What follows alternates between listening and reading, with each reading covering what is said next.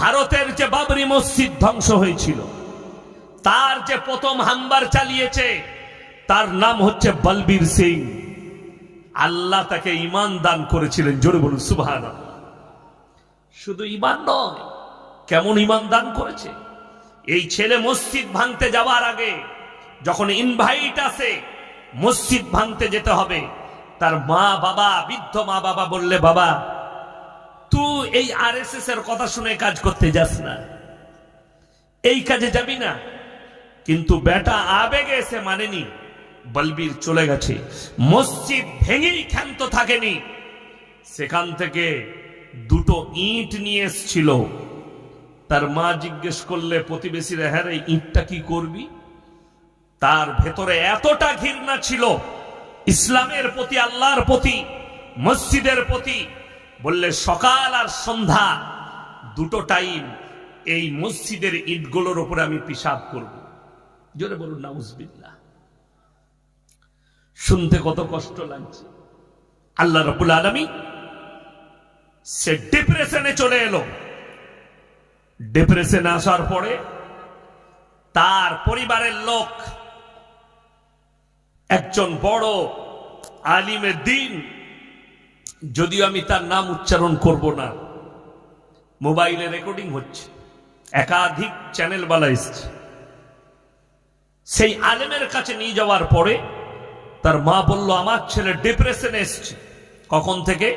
যখন থেকে বাবরি মসজিদ ভেঙে এসে ক্ষান্ত থাকেনি, ইট এনে তার উপরে দিন এবং রাত্রি পেশাব করে। সেই মোল্লা তাদিকে সালাহ দিলে যে তোমার ছেলে ভালো হওয়ার একটাই রাস্তা। বলে কি? বলে একে কালমা পড়ে মুসলমান হতে হবে এবং একে এক চেল্লার জামাতে পাঠিয়ে দাও। তার মা বললে, বলবীর বললে, আমি ভালো কি করে হব এটা খালি বলুন, আমি সব কবুল করতে রাজি আছি। জোরে বলুন সুবহানাল্লাহ। ইসলাম কবুল করলো, কলমা পড়লো, এক চেল্লা বলে গিয়ে 4 চেল্লা দিয়ে এলো জামাত থেকে। ঘুরে আসার পরে আল্লাহ তাকে এমন ভাবে কবুল করলো, সে নিয়ত করলো মসজিদে বসে আল্লাহর কাছে কেঁদে কেঁদে, আল্লাহ তুমি আমার মৃত্যু দিও না, আমি 100টা মসজিদ তৈরি করব, তারপরে তুমি আমার মৃত্যু দিও। সে বেচারা 70টা মসজিদ তৈরি করেছে নিজের হাতে। গত 1 বছর আগে ইন্তেকাল করেছে, আল্লাহ তাকে জান্নাতবাসী করে বলুন আমিন। কি বুঝলেন এখান থেকে? হিদায়েতের মালিক সকলে বলুন কে? আল্লাহ। আল্লাহ যাকে হিদায়েত দিবেন সে হিদায়েত পাবেন। সে বেঈমানের ঘরে হোক, আর খ্রিস্টানের ঘরে হোক, আর দলিতের ঘরে হোক, আর আদিবাসীর ঘরে হোক, আল্লাহ যাকে কবুল করবেন আল্লাহ তাকে ঈমান দান করবেন। আর একজন মুমিনের ঘরের ছেলে কাফের হয়ে যাবে, এটা কোনো সন্দেহ নেই। একটা মুমিনের ঘরের ছেলে বেঈমান হয়ে যাবে, এতে কোনো সন্দেহ নেই। যেমন তসলিমা নাসরিন, জাস্টিস ইনায়েতুল্লাহ, বাংলাদেশের আসাদ নূর, নাজিয়া ইলাই খান, এই যে হারামের আওলাদরা তৈরি হয়েছে, এদের মা বাপের সব থেকে বড় অপরাধ, এরাই শুধু জাহান্নামে যাবে না, এদের মা বাবাও জাহান্নামে যাবে। তার একটাই কারণ, তোমরা তোমাদের সন্তানকে দ্বীনি শিক্ষা দাওনি, আল্লাহ আল্লাহর রাসূলের পথটা দেখাও। যতগুলো বাম্মা এসে বসেছেন এখানে, অনুরোধ করে বলছি, আপনার ছেলে ডাক্তার হোক, মাস্টার হোক, প্রফেসর হোক, ইঞ্জিনিয়ার হোক, নেতা হোক, মন্ত্রী হোক, এমএলএ এমপি হোক, মাথায় রাখবেন দিন যেন তার মধ্যে থাকে, আল্লাহ আল্লাহ রসুলের পেহচান যেন থাকে। আপনারা বর্ডারে বাস করছেন, আপনাদেরকে অনুরোধ করে বলছি, আপনারা বলুন তো, ইসলামে দাড়ি রাখা নেকির কাজ না দাড়ি কাটা? কথা বলে না এরা? দাড়ি রাখা। কিন্তু আপনারা এতগুলো মানুষ মজমায় বসেছেন, আমি প্রমাণ দিতে পারি এখানে 100টা লোক থাকলে 90টা লোক দাড়ি চাচা বসে আছে। ঠিক বললাম না ভুল বললাম? 90টা। আর আপনি সরকারকে গালি দেন, সরকারকে দোষী করেন। আপনি বর্ডারে বাস করছেন, জানেন ধর্মের প্রতি আগ্রহ, ধর্মের প্রতি ভালোবাসা, বর্ডারে বিএসএফ দের কাছে যাবেন, অনেক পাঞ্জাবিদের ছেলে আছে না নাই বিএসএফ এ? কথা বলেন, আপনার বর্ডারে দেখতে পাবেন মেজর, মাথায় পাগড়ি, মুখেতে দাড়ি, ডিফেন্সে চাকরি করে, কিন্তু মাথার পাগড়িটা খুলতে দেয়নি, মুখের দাড়ি কাটেনি। আমার ধর্মের এটা সিম্বল। যদি তাদের দাড়িতে কেউ হাত লাগায়, সর্বপ্রথম তার তলোয়ার দিয়ে তাদের গর্দন দুটুকরো করে দেবে। হাইরে আফসোস, আপনি মুখে বলছেন নবীজিকে মহাব্বত করি, কিন্তু আপনার মুখের দাড়ি আপনি নিজে থেকে সেলুনে বসে আপনি চেঁচে দিচ্ছেন। ঠিক বললাম না ভুল বললাম? আপনি সরকারকে কি করে দায়ী করেন? আরে আমাকে আল্লাহ সব দিয়েছে, আমার দাড়ি নাই। ওই জন্য অনেক লোক ইউটিউব ফেসবুকে বলে এই হুজুরের বয়ান শোনা যাবে না, দাড়ি নাই। তো দাড়ি নাই তো আমি কি ফেরে পড়লাম? তোর বাপের কাছে ওষুধ থাকলে, চাপান থাকলে দিয়ে যা লাগাবো, বাড়ি বেরিয়ে গেলে ভালো জিনিস। কে বুঝাবে এদিকে? আল্লাহ কৃতি দান করে, সবকিছু আল্লাহ দেন। আমার ভাই, যাদের কাছে গুগল আছে, সার্চ করুন পাঞ্জাব পুলিশ, পাঞ্জাব পুলিশের ডিআইজি, পাঞ্জাব পুলিশের এসপি, পাঞ্জাব পুলিশের আইসি।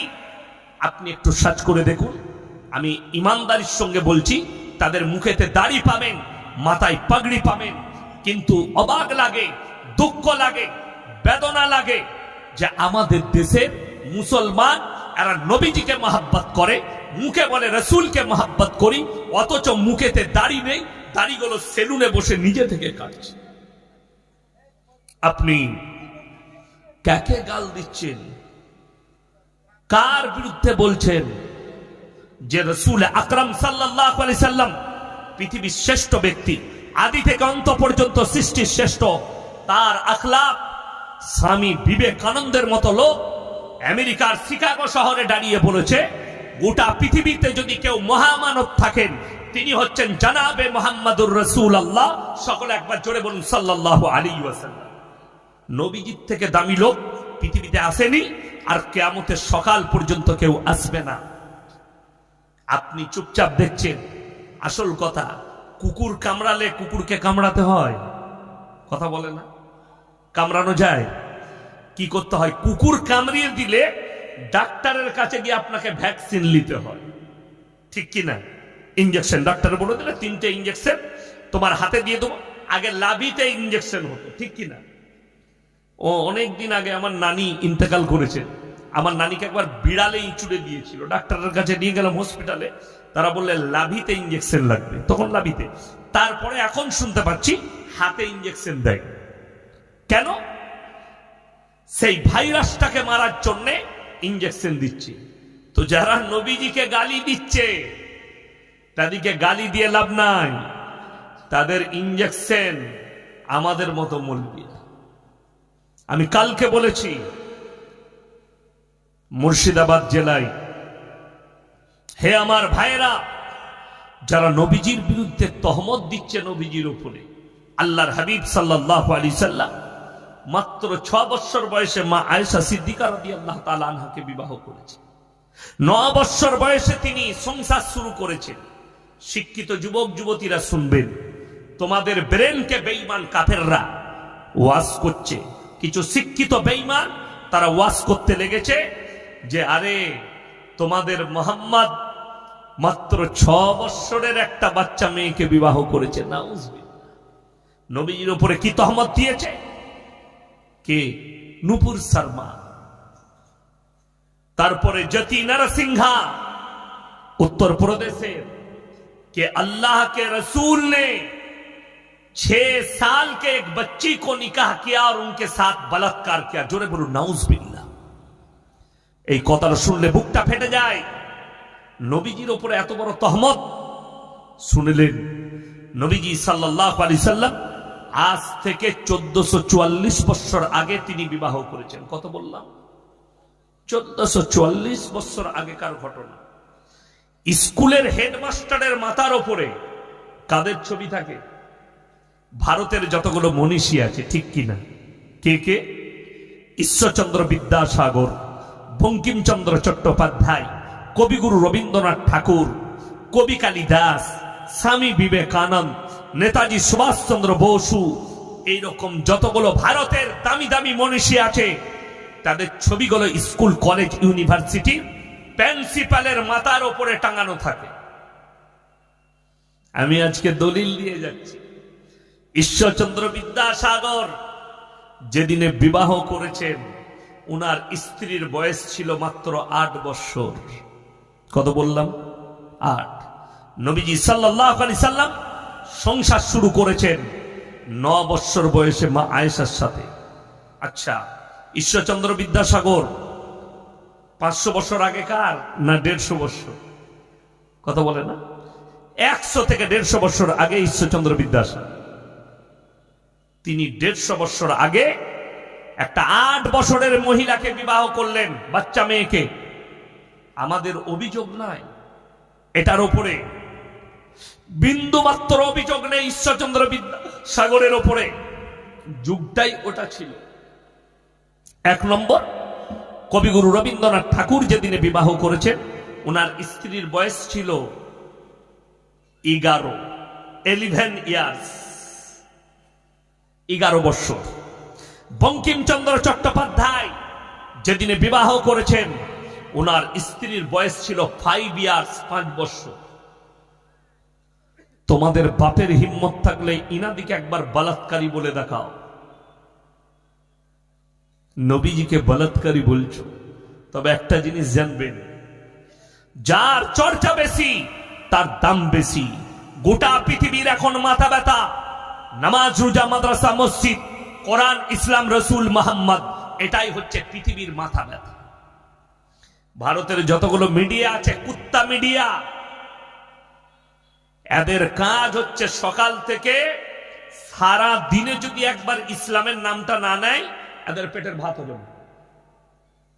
দেখ, বাংলাদেশ ভারত নিয়ে যে মিথ্যাচার করছে, আমাদের এই পশ্চিম বাংলার একটা মিডিয়া আছে রিপাবলিকে, তার নাম হচ্ছে কুকুর রঞ্জন, নাম শুনেননি?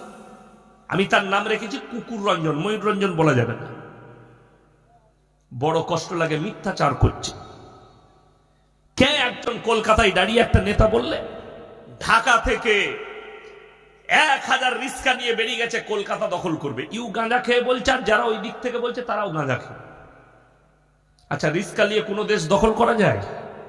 কথা বলে না?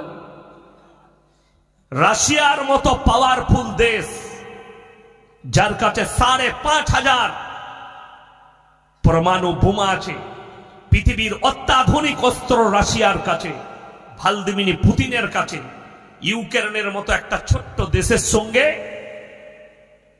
আজকে 300 কতদিন পেরিয়ে গেল যুদ্ধ, এখনো শেষ করতে পারেনি।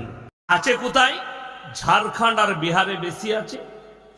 পশ্চিম বাংলার মধ্যে পুরুলিয়া ডিস্ট্রিক্ট, বাঁকুড়া ডিস্ট্রিক্ট, পশ্চিম মেদিনীপুর জেলা, লালগড় জেলা, যেটা নতুন হয়েছে ঝাড়গ্রাম জেলা, এই জেলাগুলোই বেশি আছে। খড়গপুর মেদিনীপুরে একটা মিটিং হয়েছিল যে কোনো রাজনৈতিক দলে, আমি এখানে রাজনীতি বক্তব্য দিতে আসিনি, আমি খালি বুঝাচ্ছি। তো একটা আদিবাসী মা, তার হাতে ঝান্ডা আছে, তাকে মিডিয়াওয়ালারা জিজ্ঞেস করছে তুমি কার মিটিং এ এসছো? তো তার হাতে ঝান্ডা আছে একটা পার্টির, ওর নাম করছে আর একটা দলের, মানে ও নিজেও জানেন আমি কার মিটিং এ এসছি। তো সঙ্গে সঙ্গে তাকে জিজ্ঞেস করছে কেন এসছিস? বলে আমাকে 500 টাকার একটা বিরিয়ানির প্যাকেট দিবে। কি বুঝলেন এখান থেকে?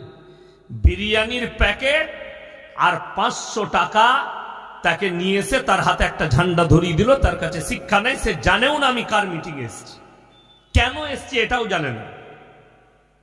সে খালি এতটুকু জানে আমি বিরিয়ানির একটা প্যাকেট পাবো, 500 টাকার লোট পাবো। তার কারণ কি? তার কাছে এডুকেশন নাই, শিক্ষা নাই। প্রত্যেকটা মুসলমান নরনারীর জন্য দিনী শিক্ষা অর্জন করা কি কথা বলে না এরা? ফরজ। আমি চ্যালেঞ্জ ছুড়ে গেলাম, এই গোটা চাপড়া থানায় 80% মুসলমানের কাছে দিনী শিক্ষা নাই। 80%। ঠিক বললাম না ভুল বললাম? 80%, যার কারণে আপনি বিপদে আছেন। বেঈমান কাফেরের আখলাক গুলো আপনি দিন মনে করে ব্যবহার করছেন। বেঈমান কাফের ইহুদি নাসারাদের কালচার গুলো আপনি ইসলাম মনে করে ব্যবহার করছেন, আর তারা সুযোগ পেয়েছে ঢুকিয়ে দেওয়া।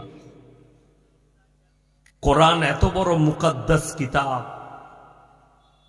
পৃথিবীর যত মৌলবি, মুহাদ্দিস, মুকাররির, মুফাসসির যারাই যত কিতাব লিখেছে, যতগুলো মনীষী কিতাব লিখেছেন, কেউ তার কিতাবের মধ্যে লিখতে পারেনি আমার এই কিতাবে কোন রকমের ভুল নাই। কিন্তু আল্লাহ রাব্বুল আলামিন লিখেছেন নিজের আসমানি এই কোরআনের মধ্যে, যালিকাল কিতাবু লা রাইবা ফি, আমার এই কোরআনে বিন্দু মাত্র কোনো সন্দেহের অবকাশ নাই। জোরে বলুন সুবহানাল্লাহ। এটা পৃথিবীর আর কেউ লিখতে পারেনি। যে যতই কিতাব লিখেছে, লেখার ক্ষমতাও নেই, কিন্তু আল্লাহ লিখেছেন আমার এই কোরআনে বিন্দু মাত্র সন্দেহের কোনো অবকাশ নেই। এই কোরআন কি? হুদাল্লিল মুত্তাকিন, যারা মুত্তাকি হবে, ঈমানদার হবে, তাদের জন্য আমার এই কোরআনে উপদেশে ভরা আছে। উপদেশ আছে তাদের জন্য। উপদেশটা কেমন? আমাদের সমাজের লোক মনে করে, মুসলিমরা, আমাদের দেশের ভারতের, আমি মুসলিম ঘরে জন্ম নিয়েছি মানে আমি একদম খাঁটি মুসলমান।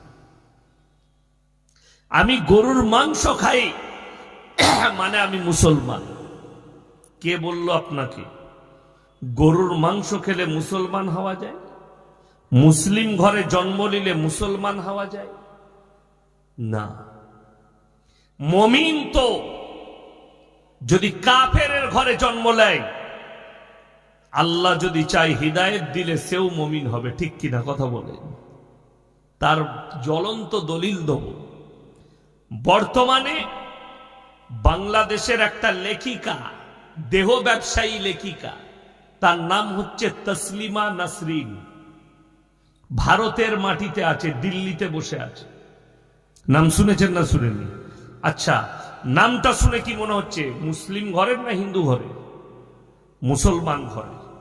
তাহলে আল্লামা ইকবালের লেখা কথা কত সত্য। ইস ঘর কো আগ লাগি ঘর কি চিরাগ সে। মুসলমান, তোমরা নিজেদের ঘরে নিজের আগুন ধরিয়েছ, অপরকে গালি দিয়ে লাভ নেই। কাকে গালি দিচ্ছে? কোরআন শুনিয়ে দিই, আমাদের ধর্মের কিছু লোক আছে, তারা অন্য ধর্মের দেবদেবীকে গালি দেয়, অপরের ধর্মকে গালি দেয়। নিজের ধর্মকে বুঝার তার ক্ষমতা নেই, বুঝাবার ক্ষমতা নেই, অন্য ধর্মকে গালি দেয়। অথচ আল্লাহ রাব্বুল আলামিন কোরআনে স্পষ্ট ভাষায় বললেন, ওয়ালা তাসুব্বুল্লাযীনা ইয়াদউনা মিন দুনিল্লাহি ফায়াসুব্বুল্লাহা আদওয়াম বিগাইরি ইলম। তোমরা তাদেরকে গালি দিও না যারা আল্লাহ ব্যতীত অপরের উপাসনা করছে। তাদের দেবদেবীকে গালি দিও না, তাদের ধর্মকে গালি দিও না। সে অজ্ঞাত অবস্থায় তোমার আল্লাহকে গালি দিবে। সে জানেও না আল্লাহ সম্পর্কে, তুমি গালি দিয়েছো বলে সে দিয়ে দিবে। ক্ষতিটা কার? তোমার। তসলিমা নাসরিন, যারা মনে করছেন, শিক্ষিত লোকরা শুনবে, যে মারাত্মক একজন লেখিকা, দারুণ একজন স্পষ্টবাদী। সে কেমন স্পষ্টবাদী বলে দি। বইটার নাম লজ্জা। কি নাম বললাম? কি নাম বললাম? লজ্জা। লেখিকা হচ্ছে তসলিমা নাসরিন। এই বইয়ের মধ্যে লিখেছে, আমি আমার মাকে আমার চাচার মশারিতে দেখেছি। তাহলে তার জন্ম ঠিক আছে না ভুল আছে? কথা বলে না? ভুল।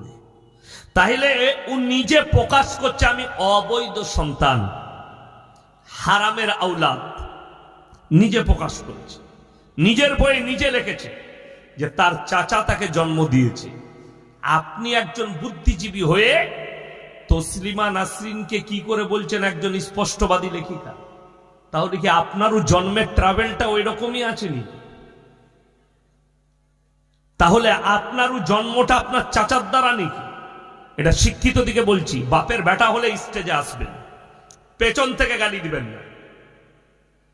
যদি পেছন থেকে গালি দেন, একটা শায়ের শুনে যান, হাতি চলে বাজার, কুত্তা ভোকে হাজার।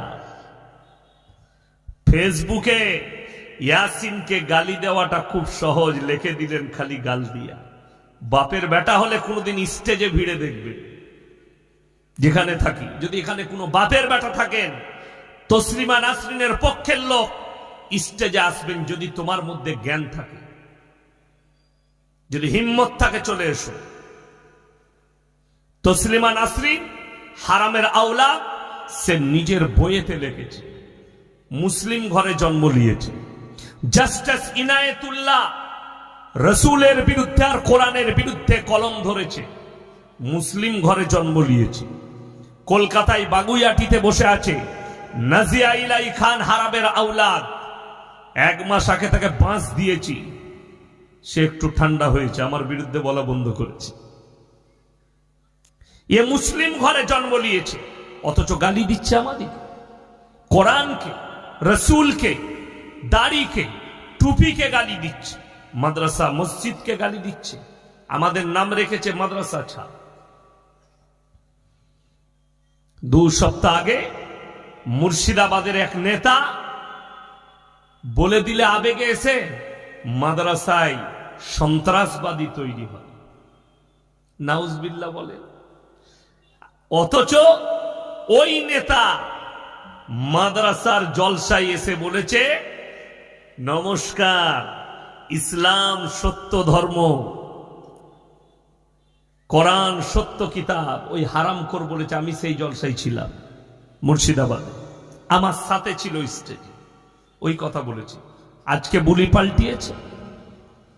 তাকে আমি বলবো, তাকে আমি বলেছি, দাদা আপনি কার আবেগে পড়ে বলছেন?